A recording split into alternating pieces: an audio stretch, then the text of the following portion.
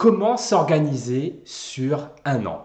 Je m'appelle Jérôme Waro et dans cette vidéo, je vais répondre à cette question. J'ai préparé une petite mind map pour vous présenter ma méthode mêlant les soft skills à l'organisation pour se préparer sur un an. Alors tout d'abord, pourquoi se préparer sur un an et pourquoi le faire à l'avance? Alors pour trois raisons. La première, c'est que pratiquer l'organisation sur un an va développer votre compétence vision. Cette pratique va vous permettre d'avoir plus de clarté sur ce qui va vous arriver et du coup avoir une meilleure, une plus grande sérénité parce que vous allez vous sentir préparé et vous allez prendre des décisions en amont. Ce qui du coup va vous aider à avoir de meilleurs résultats parce que la préparation à l'année vous permet également de clarifier vos objectifs étant la direction que vous voulez adopter pour vos décisions et vos actions. Étant donné que ce sont vos actions qui vont vous apporter des résultats, donc vous comprenez pourquoi c'est hyper important de clarifier ses objectifs sur l'année pour pouvoir prendre les meilleures décisions et faire les meilleures actions pour avoir les meilleurs résultats. Donc maintenant que vous avez compris pourquoi c'est important de s'organiser sur un an, maintenant je vais vous expliquer déjà le premier pilier de l'organisation sur un an pour ma part. La première chose, c'est de mobiliser cette compétence anticipation. Et je vais anticiper trois éléments sur un an. Le premier élément sont les événements, des événements ponctuels, des événements importants pour lesquels je dois me préparer. Cela va être par exemple des conférences que j'anime avec des clients ou peut-être des événements que j'organise. Des événements, des congrès, des séminaires, etc. Donc ce sont des grandes dates qui sont hyper importantes pour vous dans l'année. L'anticipation, c'est déjà anticiper à l'avance pour faire peut-être un rétro-planning. Si vous savez que vous avez une conférence à faire pour le 10 mai, par exemple, eh bien, il faut que vous soyez préparé au moins un mois à l'avance, etc., etc. Anticiper les événements importants vous permet de vous préparer et de ne pas le faire à l'arrache et pour avoir un meilleur résultat. Je vais également anticiper les échéances, c'est-à-dire avec mes objectifs, je vais avoir une date de réalisation avec des livrables. Donc ce que j'aime bien faire pour ma part lorsque j'ai un objectif, c'est de découper cet objectif en sous-objectifs pour pouvoir avoir des jalons. Je vais prendre un exemple. Un livre. Donc j'ai mon prochain ouvrage qui va sortir en février avec Yannick Alain notamment. Et pour pouvoir avancer sur un projet aussi ambitieux, eh bien, nous avons eu des étapes intermédiaires. Donc si le livre doit sortir en février, ça veut dire que le manuscrit doit être prêt en octobre. Ça veut dire qu'il faut réaliser le contenu pour août, etc., etc. Donc c'est comme ça que vous faites votre rétro-planning et que vous pouvez jalonner votre année pour ne pas être pris au dépourvu et vous dire « Ah bah mince, là j'ai mon échéance qui arrive dans la semaine prochaine ». Au moins vous êtes préparé et c'est ce qui fait que vous êtes plus serein. La troisième chose que j'anticipe lorsque je me prépare à l'année, eh bien, ce sont les périodes de manière générale. C'est-à-dire qu'une fois que j'ai la vision des événements, la vision des échéances, je vais pouvoir en dégager une vision plus globale de mon année et me dire quelles sont les périodes les plus intenses et quelles sont les périodes les plus calmes. Et je me rends compte, par exemple, au fil des années, notamment pour travailler sur le marché français, que la période la plus calme, généralement, est en août. Donc je sais que août est une période plus calme. Donc si c'est une période plus calme, c'est une période plus propice à des projets personnels ou à des sujets plus de fond, type de stratégie ou de réflexion, de pivot, etc. Donc le fait d'avoir cette vision sur les périodes qui sont plus calmes et aussi des périodes les plus intenses, comme par exemple généralement décembre est une période hyper chargée parce que c'est un mois plus court, eh bien ça va me permettre d'anticiper et de me dire ok, si c'est plus calme en août, je vais pouvoir organiser à l'avance des vacances. Et si c'est plus intense, eh bien, je vais me dire, je vais essayer d'avancer le plus possible le mois avant, parce que je sais que le mois après, le mois de décembre par exemple, sera beaucoup plus chargé. Donc encore une fois, c'est ce qui permet de se sentir plus serein.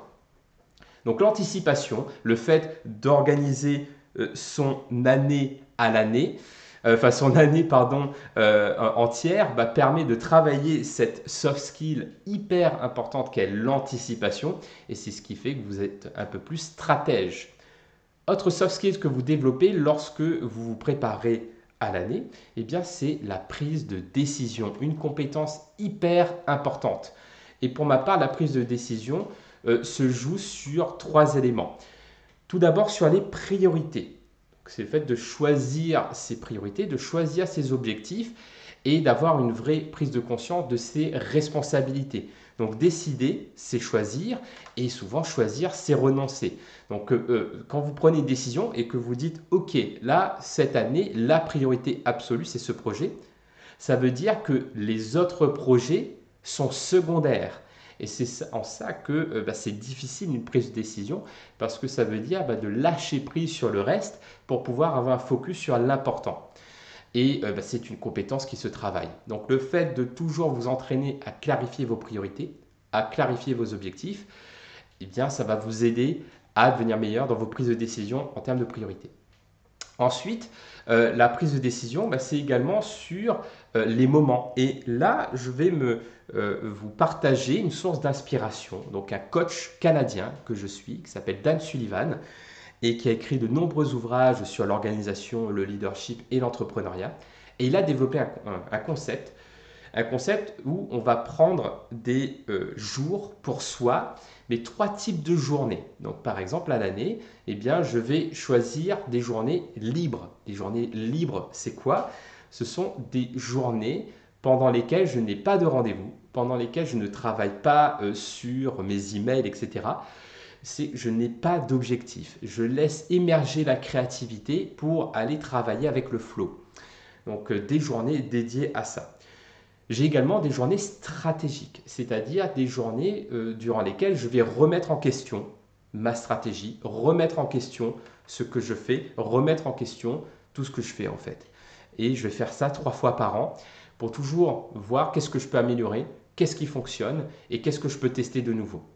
Et enfin, 3e type de journée, ce sont les journées productives. Les journées productives, ce sont des journées où je me dis, je vais travailler sur des choses hyper spécifiques et je vais vraiment essayer d'être le plus productif possible. J'ai un temps limité, je vais réaliser le plus de tâches possible et généralement, l'outil Pomodoro qu'on utilise dans le programme SoftSkills 2.0 est hyper puissant pour être productif. Donc voilà la 3e type de moment, le 3e type de rendez-vous que je prends avec moi-même lorsque je prépare mon année. Donc des journées libres, des journées stratégiques et des journées productives. Et enfin, un concept de manière plus globale qui n'est pas propre uniquement à l'organisation à l'année, mais qui va être aussi propice pour l'organisation du mois ou l'organisation de la semaine, c'est de savoir prendre conscience des rendez-vous avec les autres et de les gérer, de ne pas se sentir débordé de rendez-vous. Et pour cela, eh bien, prenez des rendez-vous avec vous-même. C'est un conseil que m'a donné Tony Buzan quand j'ai travaillé avec lui en 2018. Et il m'a dit, justement, lui, sa clé de la productivité et de l'efficacité, c'est qu'il a un système de rendez-vous avec lui-même. Un rendez-vous avec ses livres qu'il était en train d'écrire, un rendez-vous avec des conférences qu'il était en train de préparer, etc. Et en faisant ça, eh bien, il n'avait jamais le sentiment d'être débordé, jamais le sentiment de mal gérer son temps, parce qu'il avait un système de rendez-vous et qu'il était tout en rendez-vous, soit avec les autres, soit avec lui-même. Donc voilà la petite astuce que je vais partager avec vous sur la partie prise de décision, parce que ce sont des décisions. Quand vous prenez la décision de prendre un rendez-vous avec vous-même, c'est que vous choisissez par rapport à d'autres personnes. Et c'est parfois hyper important de savoir le faire.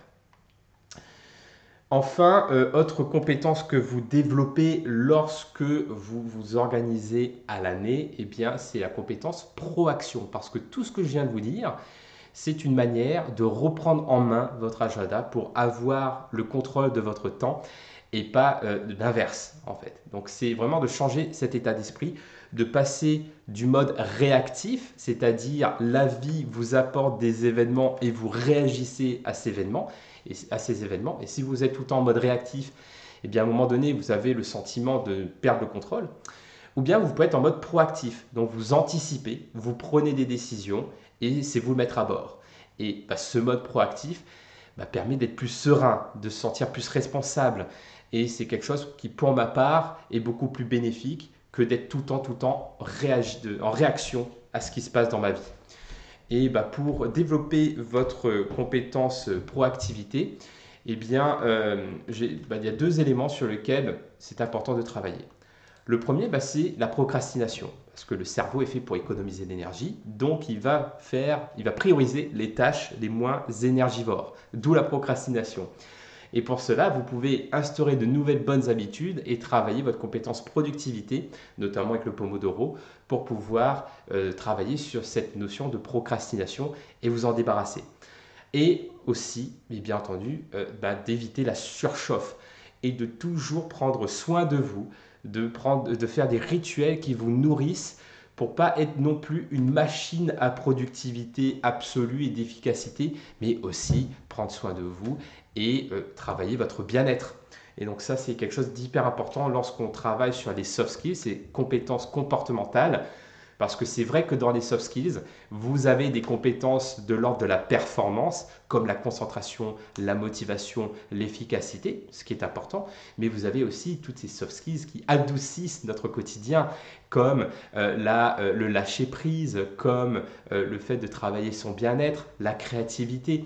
Et toutes ces compétences sont hyper importantes. Et vous pouvez voir que rien qu'avec la préparation de l'année, vous travaillez déjà toutes ces compétences. Donc voilà ce que je voulais partager avec vous dans cette vidéo. Donc j'espère que vous repartez avec des astuces. Donc nous avons vu que organiser son année en amont est important pour avoir une bonne vision, avoir de la clarté, avoir plus de sérénité et optimiser ses chances de résultats positifs. Et pour cela, vous allez mobiliser votre capacité à anticiper, en anticipant les événements importants, en anticipant les échéances et les jalons, et en anticipant les périodes les plus chargées et les plus calmes. Et une fois que vous avez fait ce travail d'anticipation, vous pouvez passer à la phase de décision, décider quelles sont vos priorités, décider quels sont les moments que vous allez prendre pour vous et décider de votre calendrier avec des rendez-vous avec les autres et avec vous-même. Et que tout cela va vous aider quelque part à développer votre capacité à être proactif et de limiter la procrastination et de limiter la surchauffe pour continuer à prendre soin de vous. Donc j'espère que cette vidéo vous a plu. Si vous voulez en savoir plus sur les soft skills et avoir plus d'astuces sur l'organisation, sur l'efficacité, je vous recommande de vous inscrire gratuitement à Soft Skills Magazine sur jérôme-waro.com et également à vous abonner à ma chaîne YouTube pour continuer d'avoir des astuces comme aujourd'hui. Alors je vous remercie, c'était un vrai plaisir d'avoir fait cette vidéo et je vous dis à très bientôt.